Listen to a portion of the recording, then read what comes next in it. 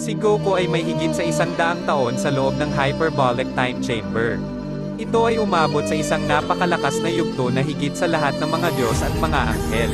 Mas gusto ni Goku na manatili ng mas matagal sa lugar na iyon dahil gusto niyang maging pinakamalakas sa lahat.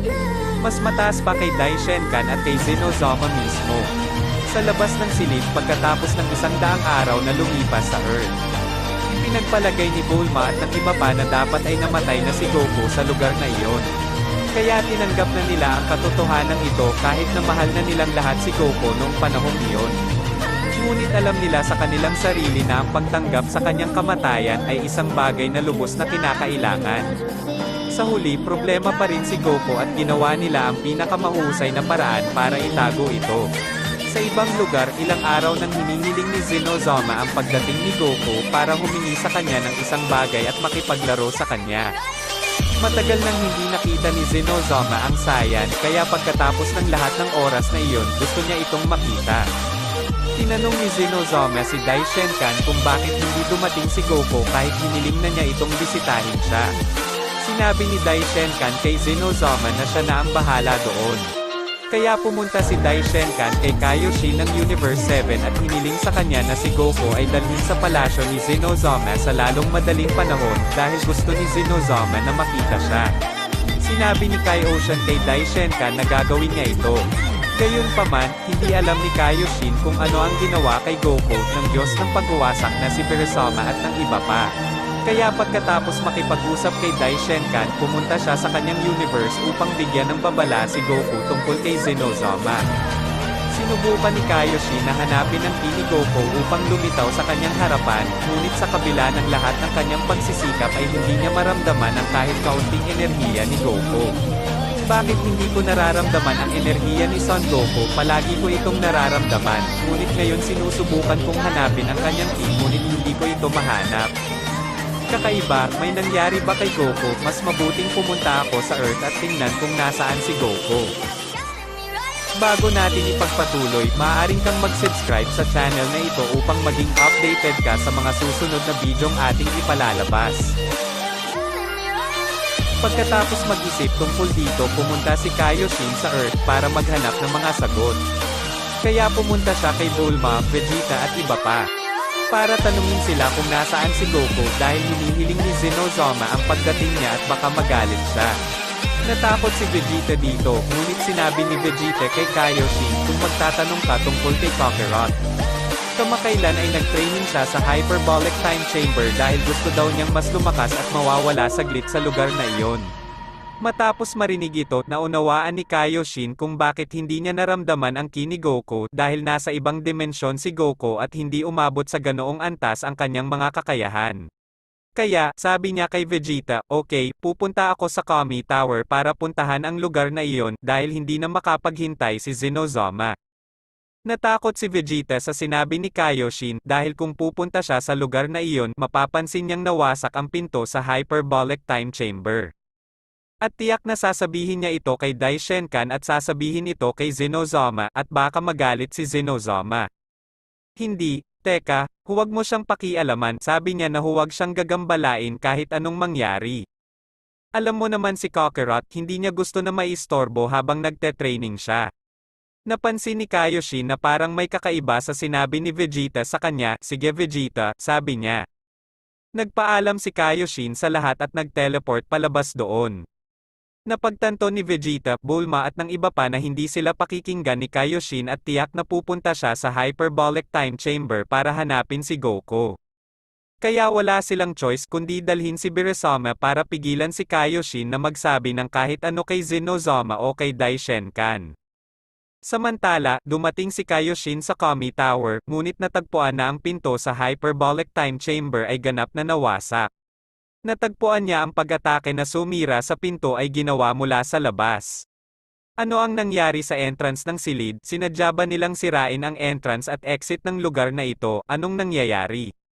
Teka, ngayon naiintindihan ko na, kaya pala parang kinakabahan si Vegeta nung sinabi ko sa kanya na pupunta ako sa lugar na to, baka kinulong niya siya doon.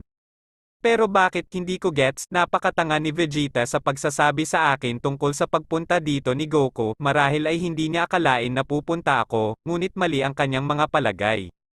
Pagkatapos itong makita ni Kaioshin ay sinubukang tulungan si Goku sa pamamagitan ng pagsasabi kay Daishenkan tungkol dito. Ngunit bago pa man siya makagalaw para lisanin ang planetang Earth, nagpakita si Beerusama sa harap ni Kaioshin. Mr. Beerusama, anong ginagawa mo dito? Pumunta ka rin ba para bisitahin si Son Goku? At teka, bakit ganyan ka makatingin sakin? Huwag mong sabihin sa akin na kasali ka sa lahat ng ito, hindi pwede, sabi ni Kaioshin. Tama, pumunta ako dito para pigilan ka sa pagsasabi nito sa iba, kung gagawin mo, magbabayad ka ng malaki. Hindi kita maaaring takutin ng kamatayan dahil umaasa ako sa iyo upang mabuhay, ngunit maaari akong gumawa ng mas masahol pa sa iyo kaysa sa kamatayan. Kaya't huwag mong isipin na sabihin ang isang salita nito sa sinuman. Sabihin mo na lang kay Zenozama na nagsasanay si Goku at malapit na siyang bisitahin sa kanyang palasyo, naiintindihan mo ba ako? Walang pagpipilian si Kaioshin kundi tanggapin ito.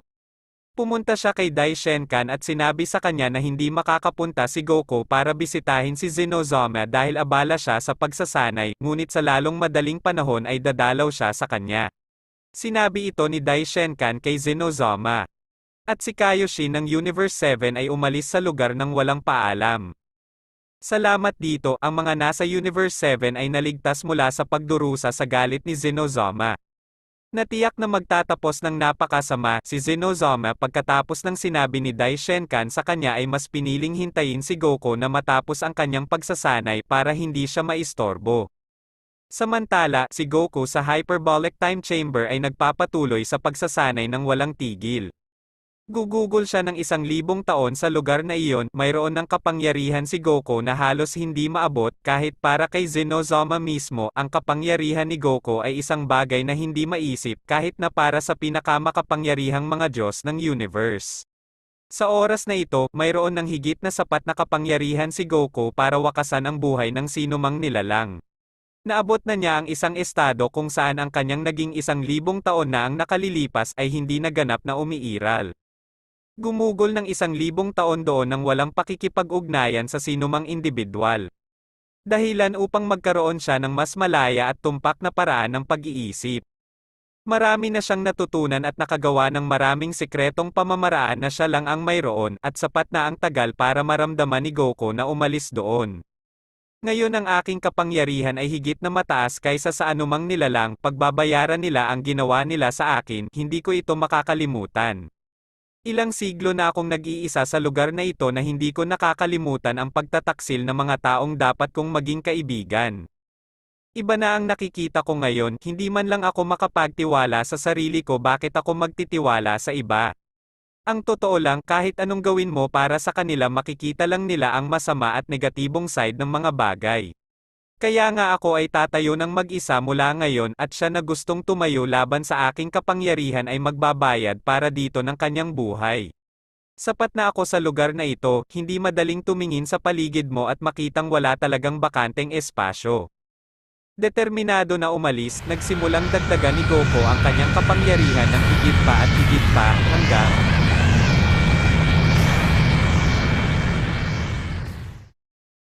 kaya't sa pamamagitan ng pagtaas ng lahat ng kanyang kapangyarihan ay tumagal lamang siya ng ilang sandali upang gumuho ang buong silid ng oras at magbukas ng walang katapusang mga portal na humantong sa libu-libong dimensyon at iba't ibang universe. Ang katotohanan na mayroong napakaraming dimensional at universal na mga portal ay hindi nakakaapekto kay Goku dahil salamat sa koneksyon na iyon at naramdaman niya ang ki ng isang tao mula sa kanyang sariling universe sa isa sa mga portal para sa ilang kadahilanan. Ang kina iyon ay mula kay Gohan na nagsasanay kasama si Goten at si Goten ay nagdaragdag ng kanyang kapangyarihan. Dahil dito, nag-teleport si Goku kung saan nagsasanay sina Gohan at Goten. Lumitaw si Goku sa harap ni Gohan at lumingon siya at nakita ang kanyang ama sa kanyang harapan, hindi nakaimik si Gohan at nagulat nang makita ang lahat ng ito tulad ni Goten.